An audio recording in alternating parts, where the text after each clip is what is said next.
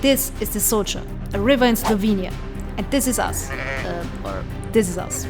Today we're doing the most popular thing in Soča Valley. Getting lost.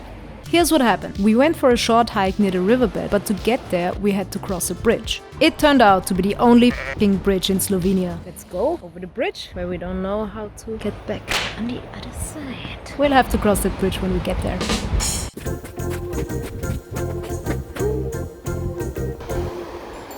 The bridge was so long we had to take a water break in the middle. Then we went down some stairs, but they didn't go anywhere, so we had to climb back up. But at least we saw a beautiful waterfall in the distance. We didn't go chasing it, we stick to the rivers and the lakes that we used to. I'm not leaving the house without binoculars. Who does that? So the problem with the whole situation was that we were now stuck on this side of the river without a way back. Returning the same way we came from was too dangerous because the last part would be right next to a busy road in the dark and we had no reflectors. What is even that? Mad Max 4. We also met some cute donkeys. We instantly became best friends. Or as one comment put it, it's the best friend. Until one of them snorted on me. Angesnotted. Friends don't snot on each other. I dump his ass. Then we had our first dangerous river crossing. We barely made it.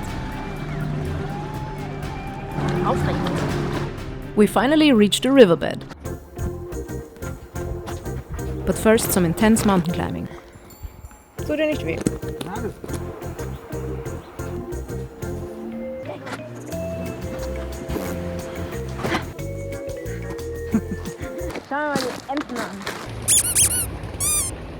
We spent the next 20 minutes looking for a perfect spot to cross the river. It wasn't easy.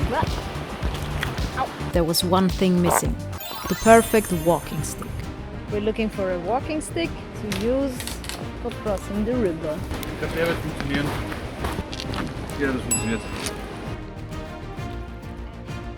Now that the hardest part was done, we only had to find a spot that was shallow enough so we wouldn't get flushed away by the river current.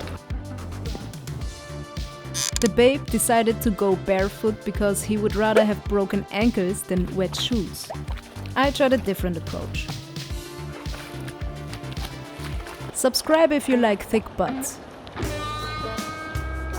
And now you can see our first attempt at crossing the dangerous and wild river. Will we manage?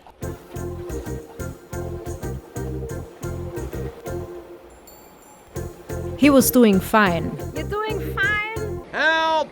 We calmly decided that this section of the river is way too dangerous to cross. So we've given up on this spot. Let's try a little further upstream. This doesn't look too bad. We only have to get there without breaking our legs. Yeah. The view is beautiful. After walking on rocks and in water for 2 hours, I seriously contemplated sleeping in the woods tonight. But then we finally found a shallow and narrow section of the river. I had to make a tough decision. Okay, I'm going to put the phone in the backpack. Trust me, I'm not exaggerating when I say that this was f***ing difficult. It might look like a little creek, but the current was really strong. Don't try this at home, kids. But we made it. We made it! Not bad. Wild river crossing. Just as we thought the adventure would be over, there was another challenge. And now through the woods. We were only a few meters away from the apartment, but there was a thick forest separating us from it. Walking through the woods, in the middle of nowhere, I bet there are bears. I was also getting a bit tired and hangry. This f***ing thing. We were really falling apart these last few meters. Hello. There was even a fight about who would be Frodo and who would be Sam if this was the Lord of the Rings. Really, Frodo. F*** you, Samwise. Our adventure was finally over. Somehow we made it back to the apartment with wet socks, but otherwise intact. All in all, it was a 5 out of 7 experience and I cannot recommend it, but I would do it again anytime. See you next time when we're attempting to climb into an active volcano. Just kidding. Or am I?